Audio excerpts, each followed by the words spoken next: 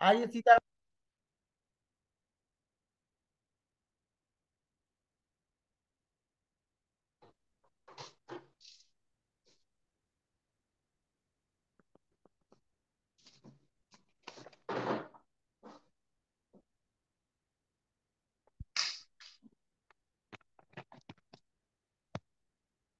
सीताराम जी, मेरी आवाज आ रही है? जी आवाज नहीं आ रही है सर। हाँ देखो, आ रही होगी। उनको हम ईयरफोन लगा रहे हैं। हाँ, आ रही होगी ना आवाज। जी आ रही है, अब आ रही है। आइए आइए, स्वागत है। जी जी। सभी को सादर नमस्कार, सादर प्रणाम, यथोचित अभिवादन सभी के लिए। ओम। जैसा कि अपने बुंदेलखंड की वीर भूमि रही है, यहाँ पे अनेक भक्ति भाव से लेकर के देशभक्ति के लिए, चाहे कृष्ण भक्ति हो चाहे राम भक्ति हो, तमाम मुद्दों पर अपने बुंदेलखंड की वीर भूमि से वीर भक्ति से उत्प्रोत समस्त प्रकार के जननी रही है बुंदेलखंड की भूमि, जिनमें से एक माँ कर्मा देवी रही हैं, जो झांसी की जन्म स्थली से जिनने जन्म लिया है। और मैं उनके ऊपर पहले एक संक्षिप्त व्याख्यान देना चाहूंगा, इसके बाद एक संक्षिप्त गीत जो स्वरचित है वो आपके समक्ष रखूंगा। स्वागत है, स्वागत है। चूंकि कर्मा देवी एक साधारण परिवार से जन्म लेती हैं झांसी में, और उनका साधारण परिवार में जन्म हुआ है। उनके पिताजी बहुत भक्ति भाव में लीन रहते थे, और भगवान श्री कृष्ण हरि के बहुत प्रिय भक्त थे, और वह बहुत पूजा पाठ किया करते थे। चूंकि उन्होंने बहुत पूजा पाठ की, लगन की, धीरे धीरे बच्ची बड़ी हुई और उन्हें चिंता सताने लगी, कहीं ना कहीं इनकी बच्ची विवाह योग्य हो गई है, और उन्होंने देखने के वर देखने के लिए जाने का प्लान किया। चूंकि वह चिंतित रहते थे कि अगर मैं चला गया तो उन भगवान को भोग कौन लगाएगा, भगवान का स्नान ध्यान कौन कराएगा। इसी के लिए वो चिंतित रहा करते थे। और इसी परिप्रेक्ष्य में उनकी चिंता को माँ कर्मा देवी ने समझा। वो बोले, पिताजी क्या समस्या है, आप चिंतित क्यों हैं? उन्होंने बताया, बेटा मैं बाहर जाना चाहता हूँ, चूंकि और भगवान का इधर ध्यान कौन रखेगा। तो बोली, आप निश्चिंत रहिए पिताजी, आप जाइए और मैं भगवान के लिए पूर्ण रूप से भोजन प्रसादी जो भी व्यवस्था होगी मैं करूंगा। चूंकि ये सब व्यवस्था करने के बाद पिताजी वर देखने के लिए निकले, और इधर कर्मा छोटे रूप में बच्ची थी, तो उस समय बाल रूप में विवाह हो जाया करते थे, बाल विवाह की प्रथा थी। तो उनने ना कभी पूजा पाठ की थी ना वो जानती थी। उनने कहा भगवान को भोग लगा देना, नहा धो करके उन्हें स्नान ध्यान करा करके उन्हें भगवान को प्रसाद भोग लगा देना।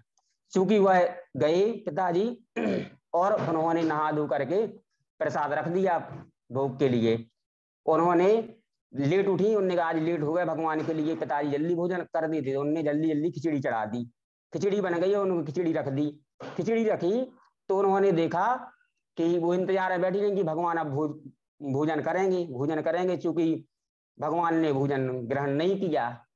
अब चूंकि पिताजी तो ऐसे रख देते थे कि भूख लग गया, उनने कहा कि भगवान खाते होंगे, बाल स्वरूप बाल मन। तो वह चिंता में रही कि भगवान ने भोजन नहीं किया। वह जिद पे अड़ गई कि हमारे हाथ का भोजन क्यों नहीं किया। एक दिन हो गए, 2 दिन हो गए, 3 दिन, 4 दिन व्यतीत हो गए। चूंकि वही फिर खिचड़ी का भोग लगाते रख देती। अब उन्होंने सोचा कि अब भगवान शायद हमारे हाथ से भगवान भोग नहीं कर रहे हैं, पिताजी आएंगे तो पिताजी क्या। उन्होंने कहा अगर आप हमारे हाथ से भोजन नहीं करेंगे तो हम प्राण त्याग देंगे, ऐसा प्रण किया। चूंकि भगवान भी जिद में उनके इतने वो हो गए, तो भगवान वो अचेत अवस्था में मूर्छित हो गई। भगवान ने उन्हें स्वप्न दिया कि बेटा तुम पर्दा लगाओ। तुमने पर्दा तो लगाया नहीं, हम कैसे भोजन ग्रहण करें। उन्होंने पर्दा लगाया, उठी, उन्होंने उसी के अनुसार सपने के अनुसार पर्दा लगाया, और उन्हें देखा तो वहां वास्तव में जो कटोरी में खिचड़ी का प्रसाद रखा था वह वहां खाली दिखी। उन्हीं का भगवान ने प्रसाद ग्रहण कर लिया। चूंकि फिर उन्होंने ऐसे दूसरे दिन किया, अब आज हम अपने हाथ से खिलाएंगे भोजन।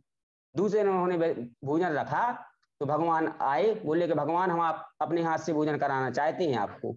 भगवान जी आए श्री हरि, और उन्होंने भोजन अपने हाथ से उनके हाथ से ग्रहण किया प्रसाद। क्योंकि अब जब पिताजी आए लौट के बार देख करके, उन्होंने बताया कि पिताजी, बोले कि बेटा भगवान को भोग लगाया था। बोले हाँ, भगवान ने हमारे हाथ से स्वयं आकर के खाया भोजन। बोले अच्छा। बोले कि कैसे खाया। उन्होंने फिर भगवान से प्रार्थना की, भगवान आए तो पिताजी को साक्षात दर्शन हुए और उनके लिए दर्शन हुए।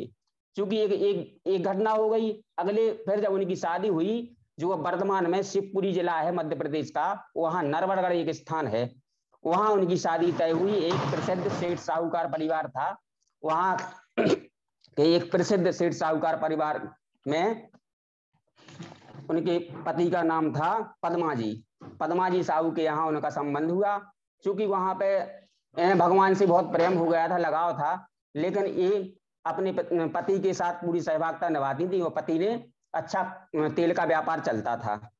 चूंकि तेल का व्यापार अच्छा था तो आस पड़ोस के लोग भी कुछ जला करते थे। और द्वेष बस एक मंत्री था, तो जो मंत्री का उनसे द्वेष था, तो मंत्री ने एक साजिश रची, क्यों ना इनके लिए पटकनी दी जाए और इनके लिए परास्त किया जाए।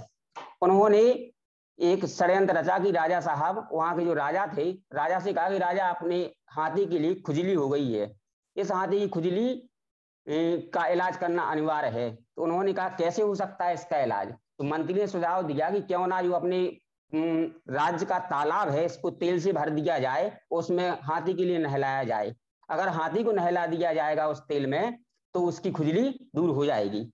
लेकिन राजा भी उस मंत्री की बातों में आ गए। उन्होंने उस जो पद्माजी थे उनके लिए कहा कि भाई सभी तेलकार समाज के, इतने तेली समाज के, साहू समाज के लोग थे, उनसे कहा, कुछ छोटे मोटे व्यापार करते थे, कि भाई तेल भरो। उनने 7-8 दिन बराबर उसमें जितना तेल निकलता उसमें डालना चालू किया, लेकिन वो तेल से तालाब नहीं भर पाया, वो तो उसमें सूखता जाता तालाब।